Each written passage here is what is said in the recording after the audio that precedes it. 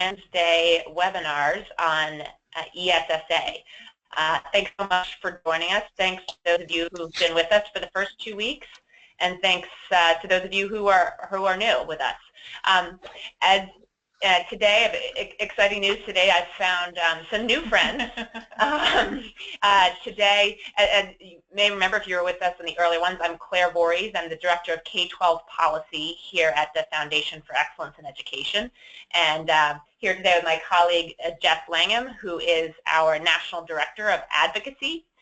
She works with Alex to support state reform across the country, and also joining us, hopefully by camera, but at least by microphone, will be Dr. Christy Hovanets, who is our accountability guru of all things accountability related. She will be walking us through. She's helped, for a decade, helped 16, 17 states implement their accountability systems. She'll be walking us through ESSA's requirements for those systems in a few minutes. So there's Christy. Jess and I are here in D.C.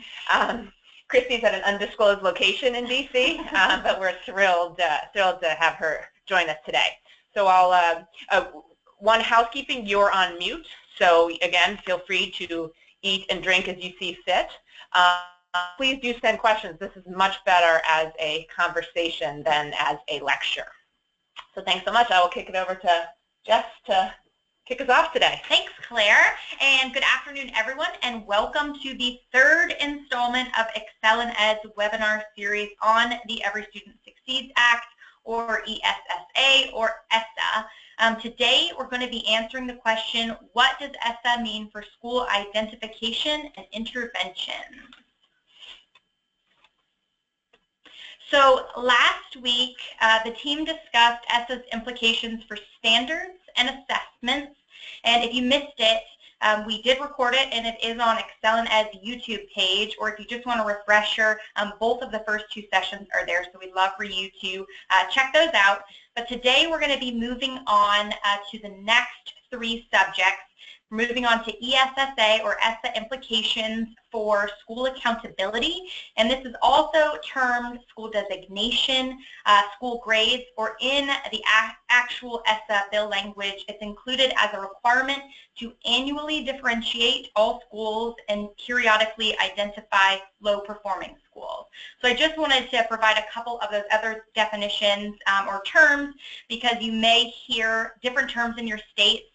People may respond more positively to different terms in your states, but that is the school accountability subject we'll be talking about today, as well as reporting and dashboards, which is transparent, helpful, easy to understand information, and then supports and interventions.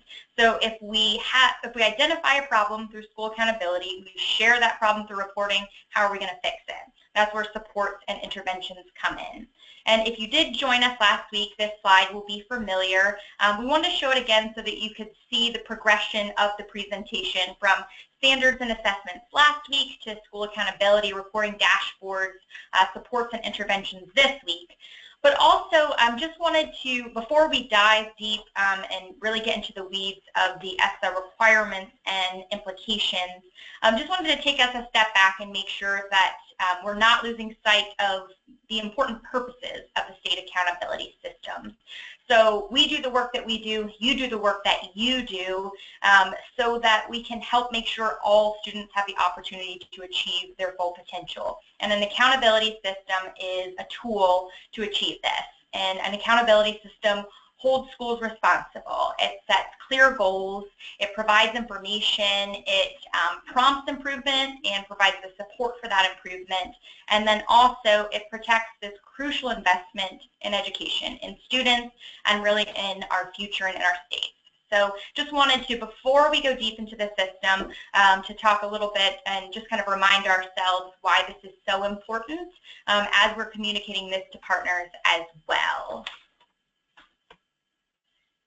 So providing all students with the opportunity to succeed is our objective, and accountability is our tool, but who is actually responsible for what will take place?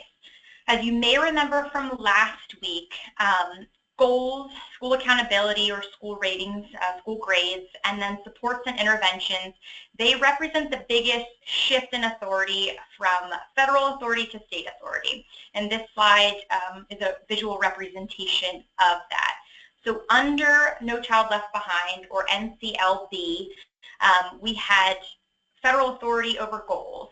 We had federal authority over school accountability, and we had federal authority over supports and interventions. Now, there was some flexibility through waivers, but in general, this was a federal responsibility.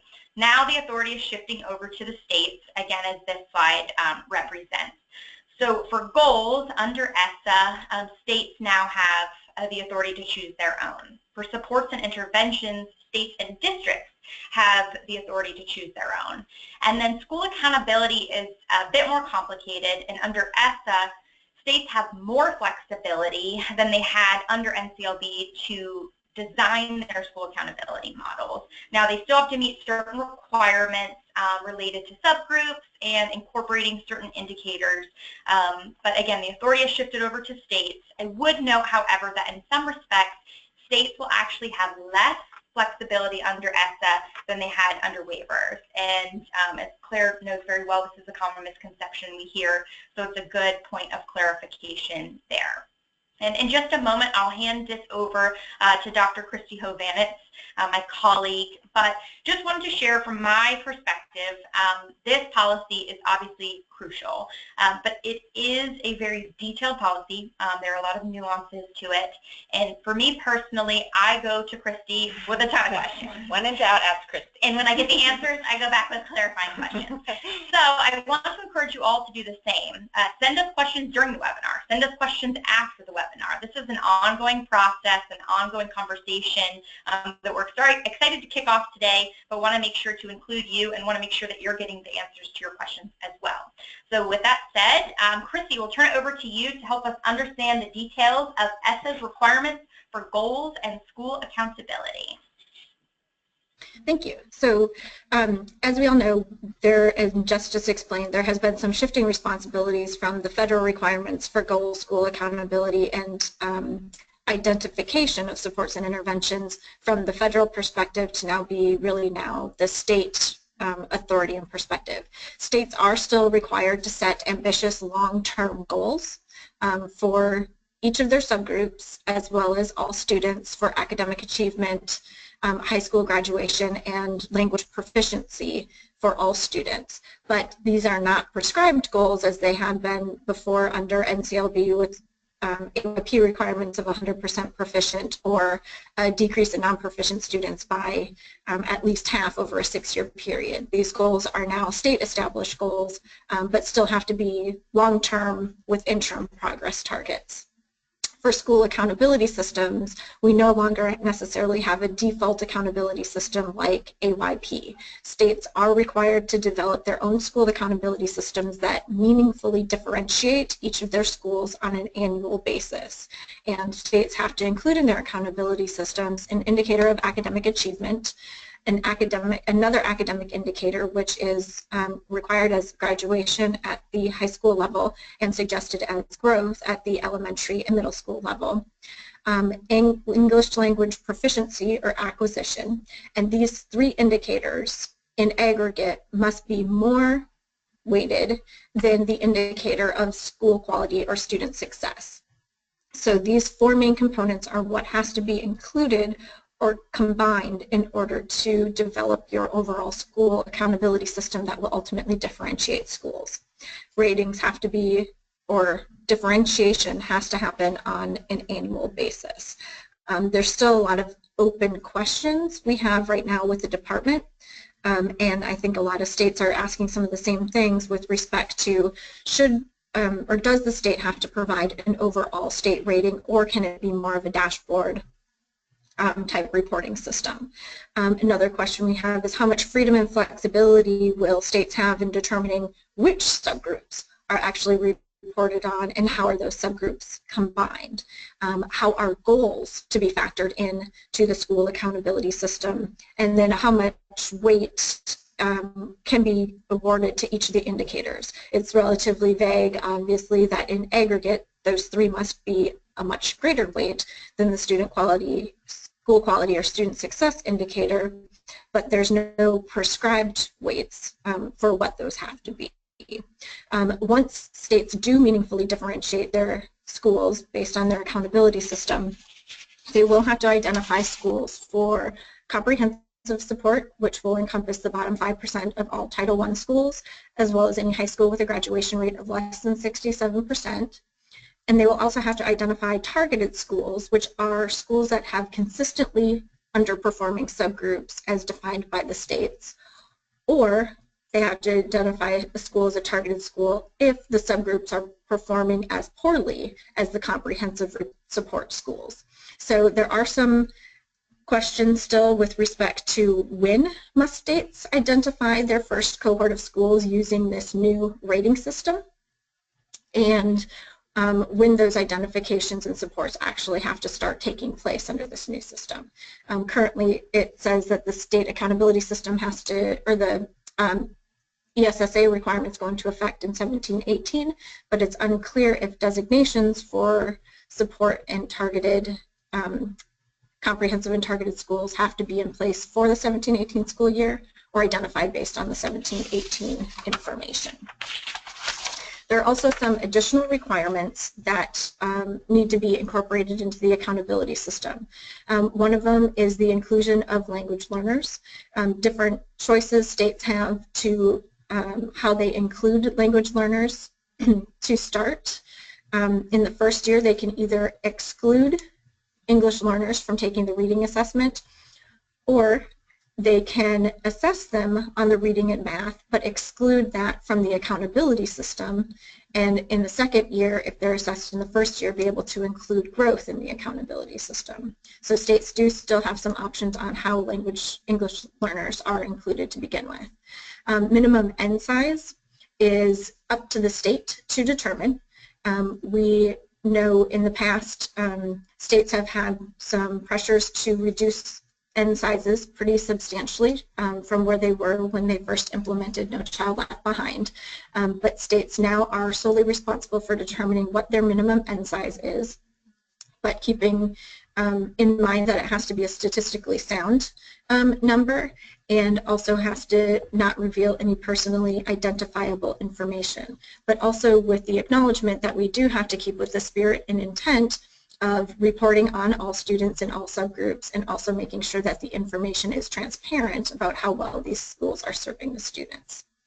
There's a requirement that 95% of students be tested. This is a carryover requirement, but the difference with the requirement in ESSA is that states must not test less than 95% of their students, but the state is responsible for determining what happens to schools and that do not test 95% of their students.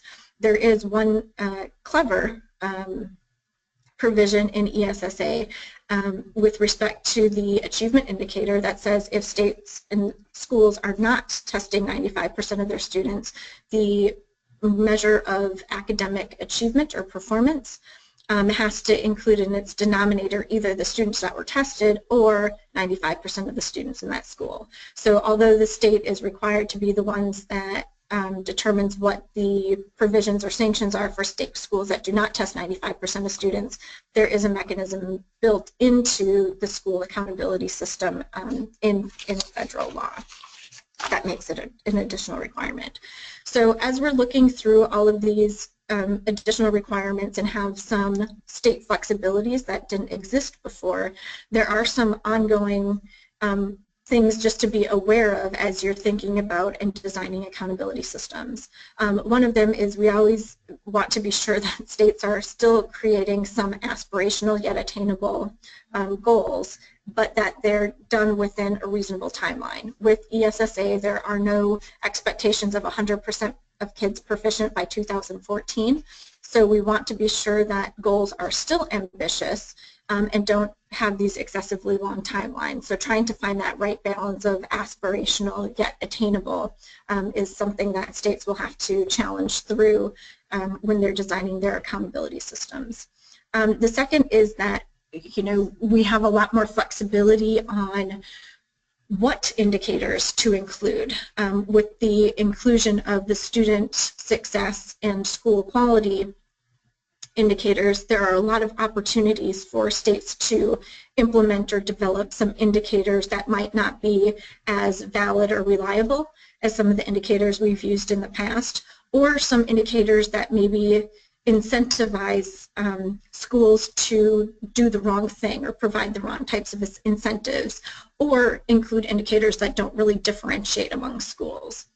So we want to be sure, as states are thinking through which indicators are appropriate to include in their formal accountability systems at the school level, that they think from the educator perspective of, if we start measuring and holding schools accountable for this, how will educators respond to meet the requirements of this indicator, as well as thinking about which indicators are being included, and if it doesn't differentiate the schools, is it adding value and information to your school accountability system? So just being really thoughtful about the new measures to include into the systems.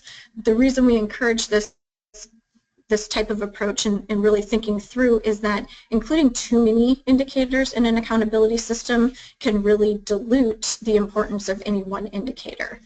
Including 20 indicators in your system that all carry the same weight really reduces the importance perhaps on the percent of kids making growth in reading, or the percent of kids proficient in reading. And we want to be sure that even with these additional indicators of student success and school quality, that we still are focused on those things that are really important for student success after high school.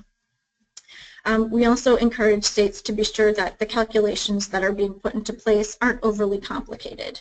We want a system that is transparent yet accurate as we're doing and including these calculations. So we want calculations that provide specific information to parents and educators about what percent of students are proficient, rather than trying to combine or create some very complicated indices that are hard to disaggregate and for the public and parents to generally understand.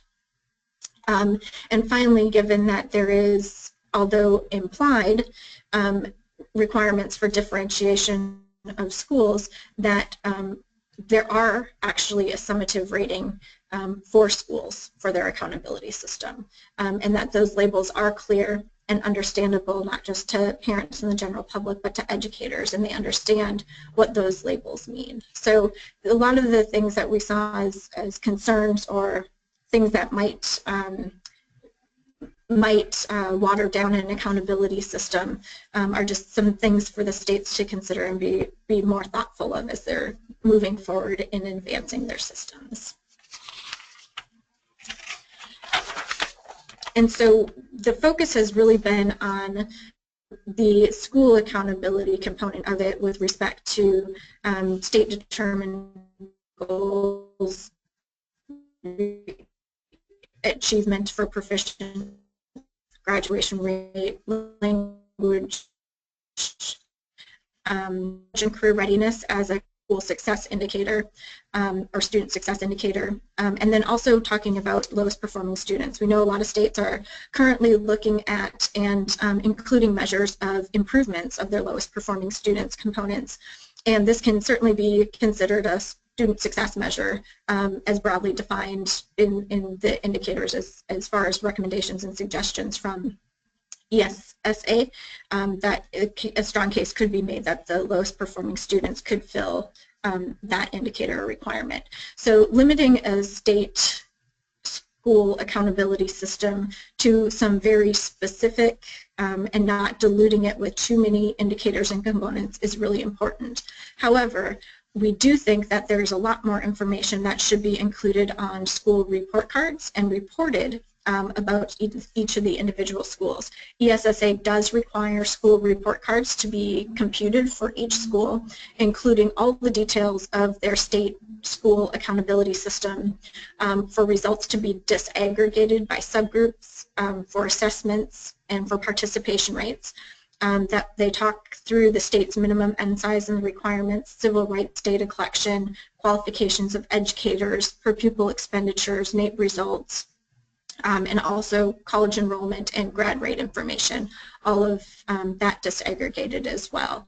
States might consider, as they're thinking through which other indicators to report on, in lieu of including all of those additional indicators that are suggested by stakeholders or policymakers in your state for the accountability system, to use the report card as an opportunity to report and give this information as far as little a accountability to parents and the public, looking at information about attendance, expulsions, climate, parent surveys, and any type of socio-emotional support surveys that the state might be interested in collecting, using a lot of those measures as reporting metrics to have system improvements rather than including those in very formal school level accountability.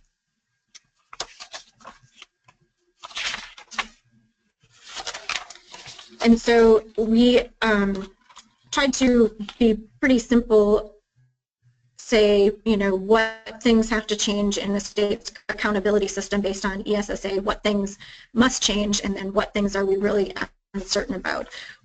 Starting with that we know just about every state is going to have to change in their accountability system are the new requirements regarding English learners. We know that the Title III district level accountability provisions for AMAOs and language learners now must become a main component or indicator of the school rating school accountability system, and very few states actually include that in their current identification systems. So states in most cases are going to have to include a measure of English language acquisition in their Title I school level accountability systems. We also know the criteria for identifying schools for comprehensive and targeted support is different than it has been in the past. So states will have to rethink about how those are going to be identified moving forward, and what type of criteria is going to constitute consistently low performing for those targeted interventions. And it's also now the state and district responsibility to determine which supports and interventions will be available to schools and which ones will be implemented and at what intervals those will be done. So we know those things are different than they have been in the past, that states in almost every case will have to make adjustments to their accountability systems regarding those particular things. The things that we know likely won't have to change is states that use overall descriptors or designations aren't going to have to change that. States that are heavily focused on objective learning outcomes, that's something that can maintain and persist under current law. Having a balance of growth and proficiency within your systems, the law allows for both of that. Including progress measures towards proficiency or advanced achievement is also something permissible. Graduation rate calculations and college and career ready measures are specifically cited in law as things that could or should be included in the accountability systems. The 95% requirement for kids tested is included in law as well, and has been previously. It's just the consequences piece for states and schools that needs to be determined by the states. And then any state that's currently using automatic increases or current increases to raise the bar should be able to persist. We also believe that the focus on the lowest performing students, specifically as a student success measure, or even as another academic indicator as part of the growth component, could be done in addition to the other growth measure or other student success measures as well. So we're reasonably confident states that have a focus on the lowest performing students will be able to maintain that focus on the lowest performing students in addition to the other indicators. What we're still really uncertain about is the direct accountability for individual subgroups.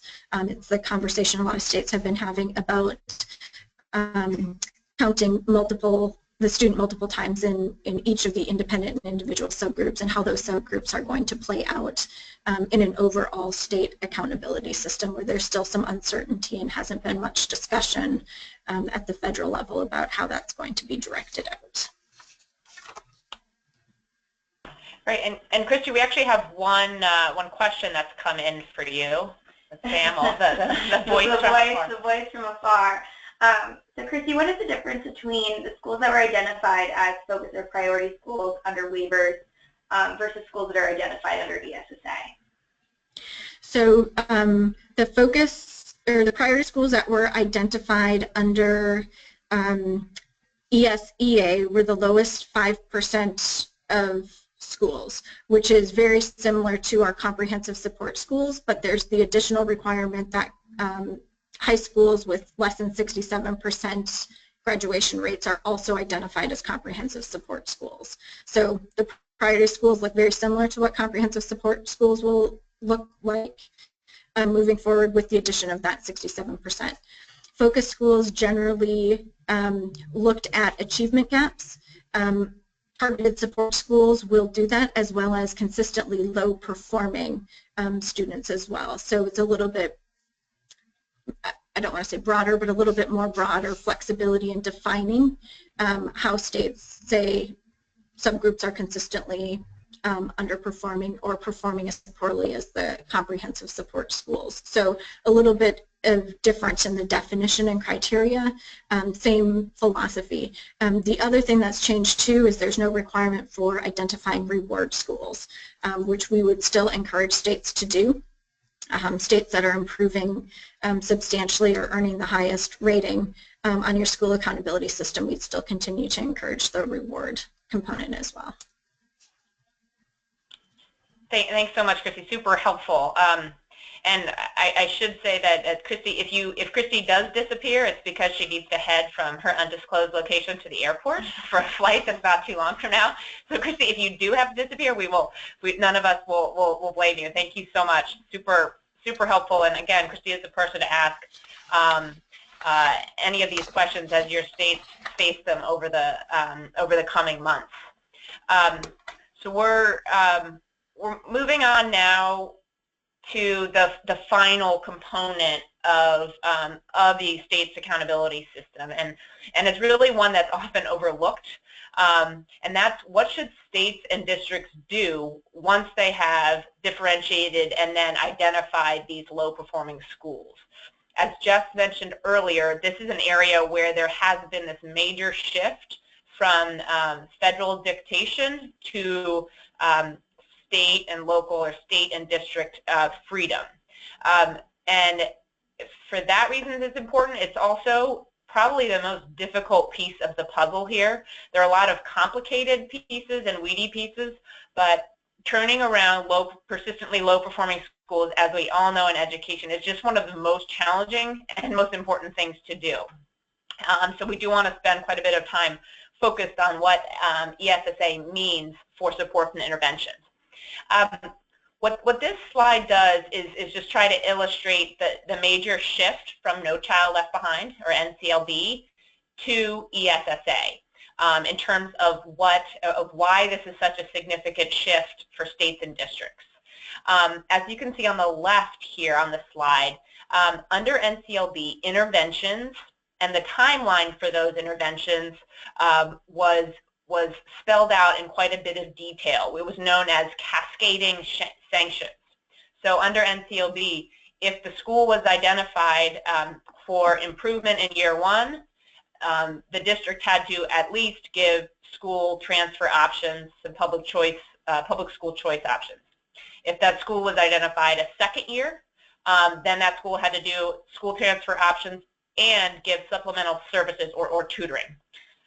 A third year, then it was school transfer, supplemental services, and corrective action. So as you can see, there wasn't a lot. I mean, there was some state and district freedom within those categories, but it was really federally prescribed in the actual legislation, federal legislation.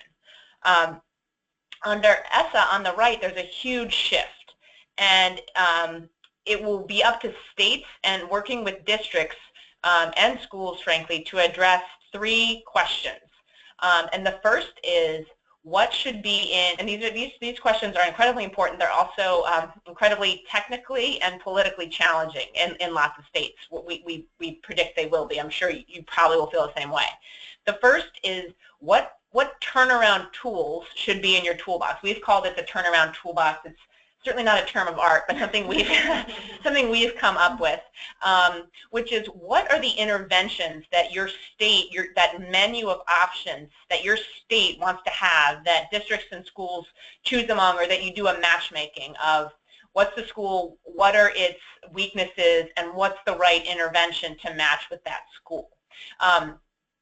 So is that, what do you want in that toolbox? Are you going to use school choice? Are you going to use tutoring? Are you going to use the recovery school district? And it doesn't have to be either or. It should, in most states, be all of these, but it won't be all of them in every state. You'll have to find the right ones that work given the politics and other aspects of your state. The second question to ask is for which identified schools. So that gets at that matchmaking piece. A comprehensive support and improvement school is the very bottom, lowest performing school. They're going to need certain types of interventions. If a school was identified because of its low graduation rate, it might need another type of intervention. If a school is a targeted support school, it could be a relatively high performing school that just has a low performing subgroup or more. So that is going to get a different type of intervention. And the third, not to be overlooked, other important question is at what time?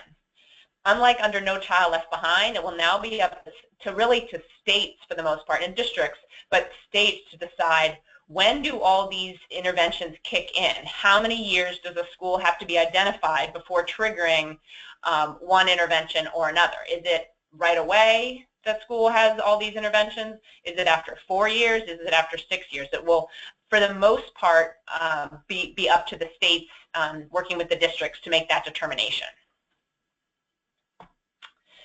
So we're asked a lot, very frequently actually, whether this new flexibility for states around supports and interventions is a good thing or a bad thing.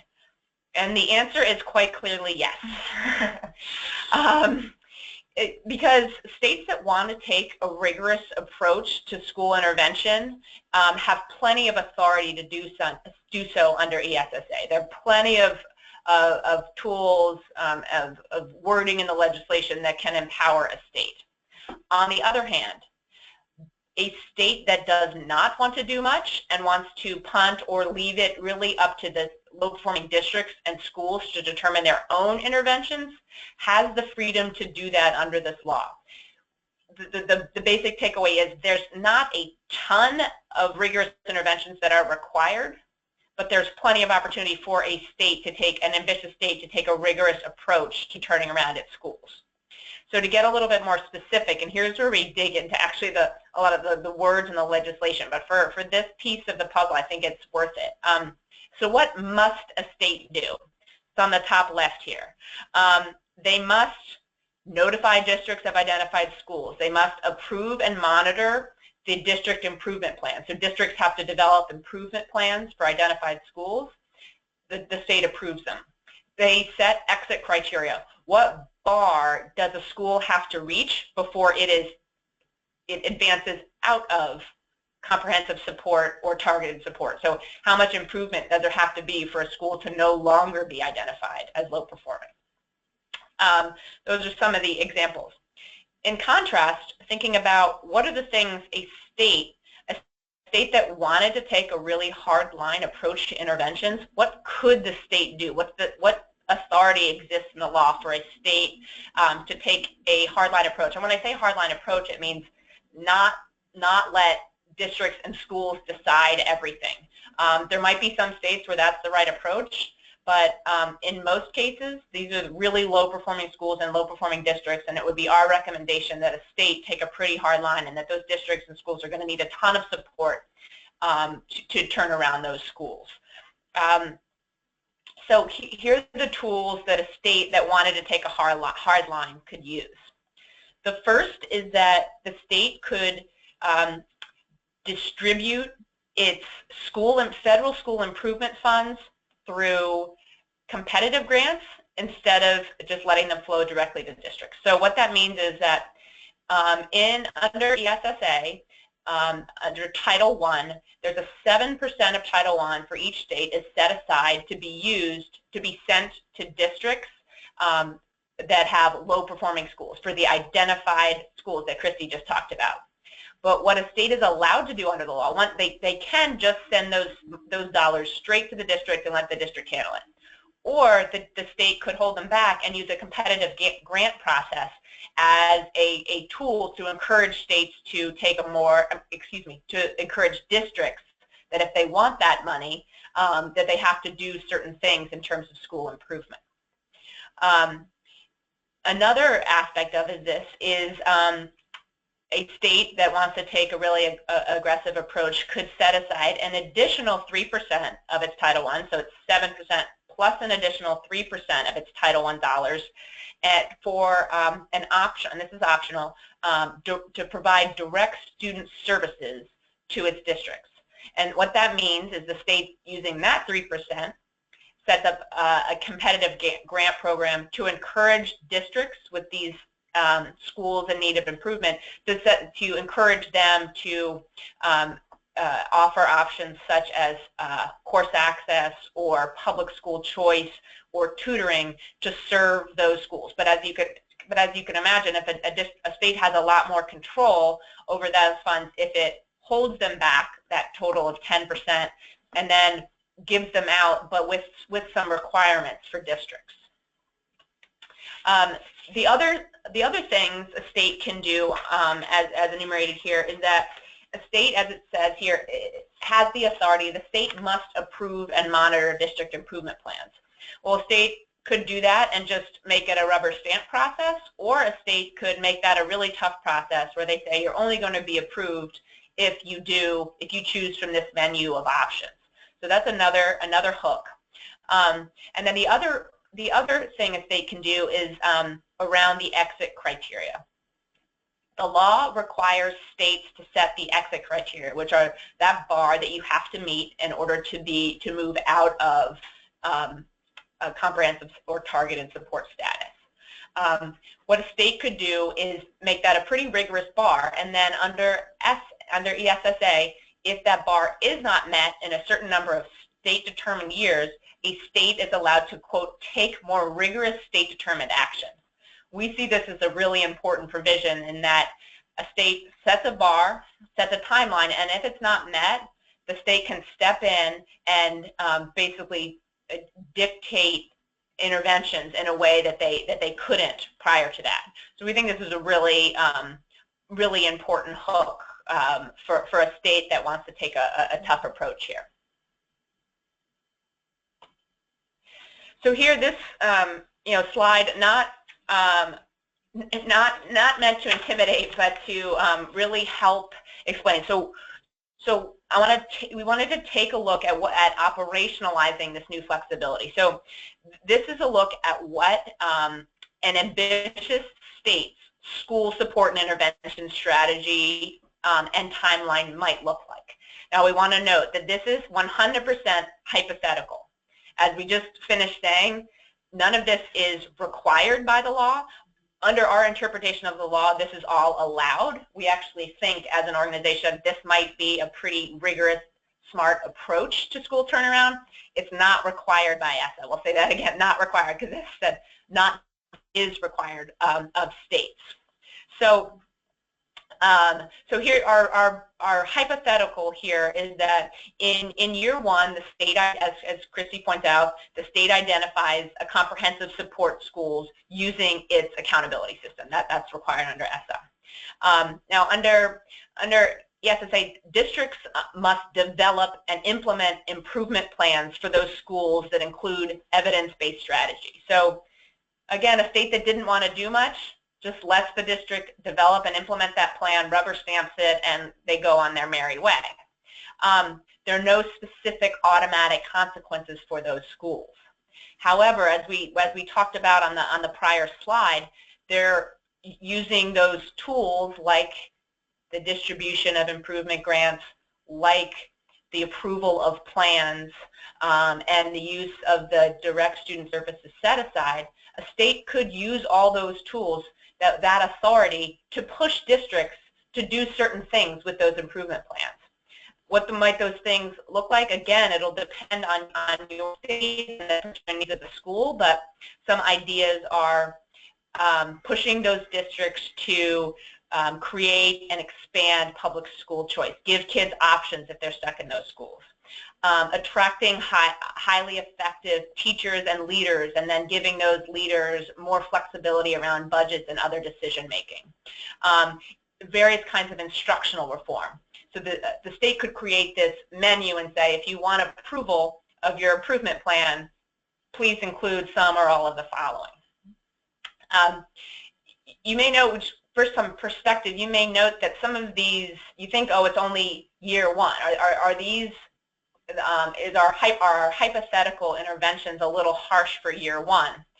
Well, we do want you to think about that, consider this, that under the law, under ESSA, states are only required to identify a new set of schools every 3 years.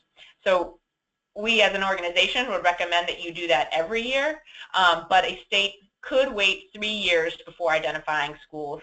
And some of these schools may have been failing for years already. So, and we don't want to, we can't afford to lose a whole additional cohort of kids. 3 years is a long time in a child's life to be in a failing school. So we encourage that even at year one, that the state do some pretty, push districts towards some pretty tough interventions.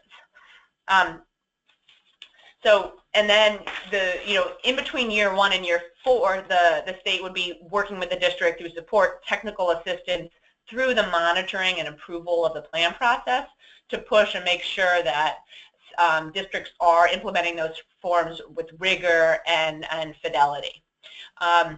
But say there is an improvement, say that after 4 years, after year 4, that the exit criteria that the state set is not met. Under ESSA, as I mentioned on the prior slide, a state is then empowered to take more rigorous state-determined action. A fluffy legislative language, but we again think that it really could be an opportunity. It really could be an opportunity for a state to really take some pretty intense actions. And so what might that look like? In a ambitious state, they might be some of the same interventions as we saw after year one, but we think a state could require districts to create or expand public school choice. It could use its direct student services to provide transportation for public school choice. It could require districts to attract highly effective teachers and leaders. It could implement comprehensive intervention strategies such as integrated student support. Another word for that is wraparound services. Lots of things that can be in that menu, and we think a state has more authority to actually require the districts to do it. And then if after an additional 2 years under our hypothetical, the school is still not able to meet the state's exit criteria, we really think an ambitious state should turn to even more intense interventions that are designed to get the students in those schools into higher performing schools as soon as possible.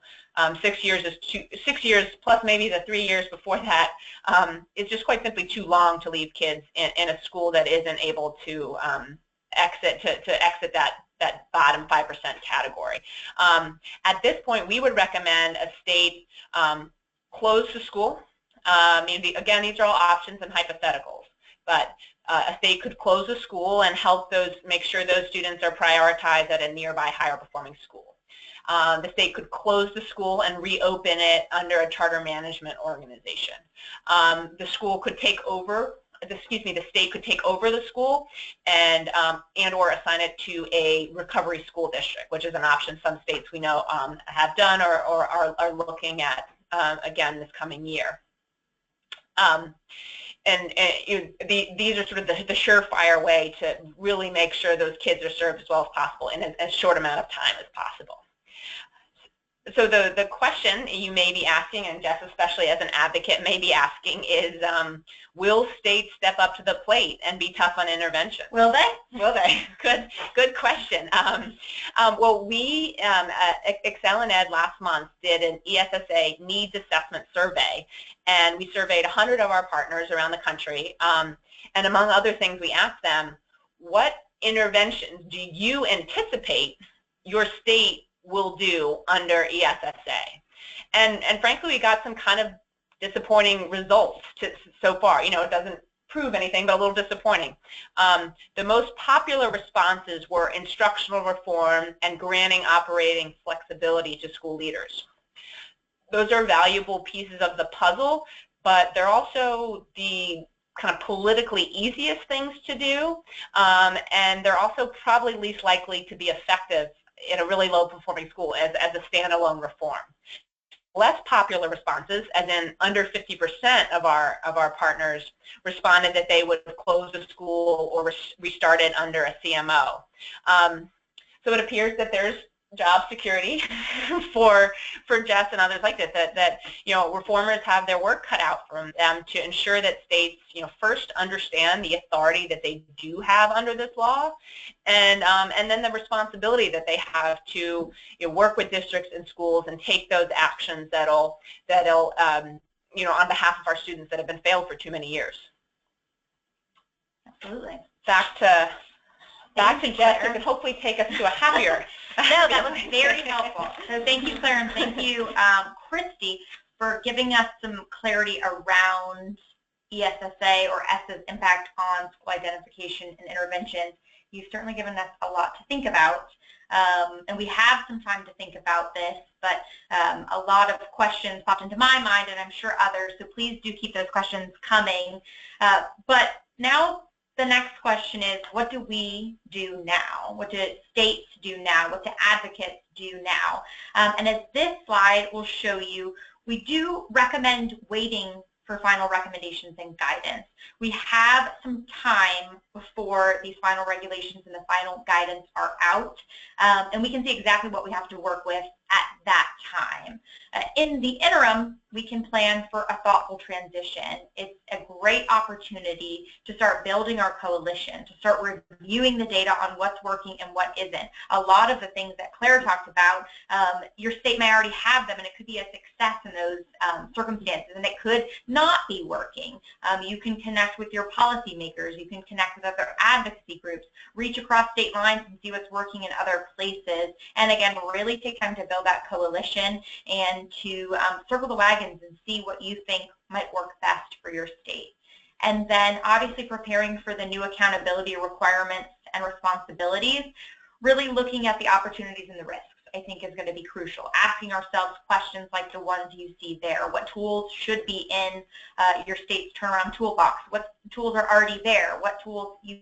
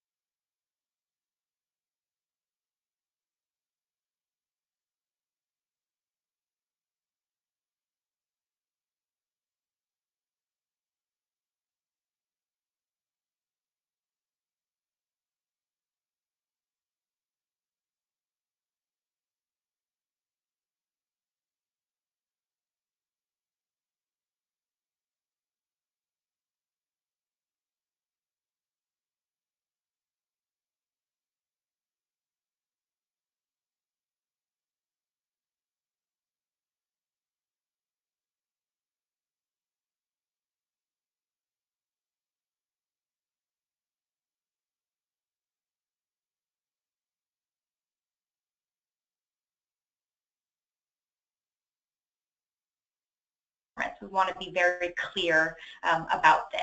So thoughtful planning and coalition building are certainly key and should stay forefront in our planning process. And then again, I mean, just want to reiterate that we're here to help. I have thought of questions throughout this presentation that I plan to circle back with Claire and Christy on. But send us your questions. Let's schedule a call. Let's schedule a webinar. Let's dive deeper into your particular state. We'd love to come to your state. Please count on us as a resource, and we will do the same. We're looking for information from you as well. So we, again, would love to just stay a part of this conversation. We'd like to continue it, first of all, with next week's webinar, a week from today. The title is Implementing ESSA from Compliance to Opportunity. We're going to talk about innovations, which I think will be a lot of fun. The sexy stuff. Exactly. None of this accountability stuff. And so we'll have a great opportunity there, but we want to continue this conversation through the webinars and just also by connecting with you personally. So please reach out, and thank you so much for the opportunity to connect today, and we look forward to chatting with you next week, if not sooner. Great. And any questions final, or no final questions, except for I was the only one that couldn't hear you. So this is oh, great. Well, that is a huge relief. Enjoy your week.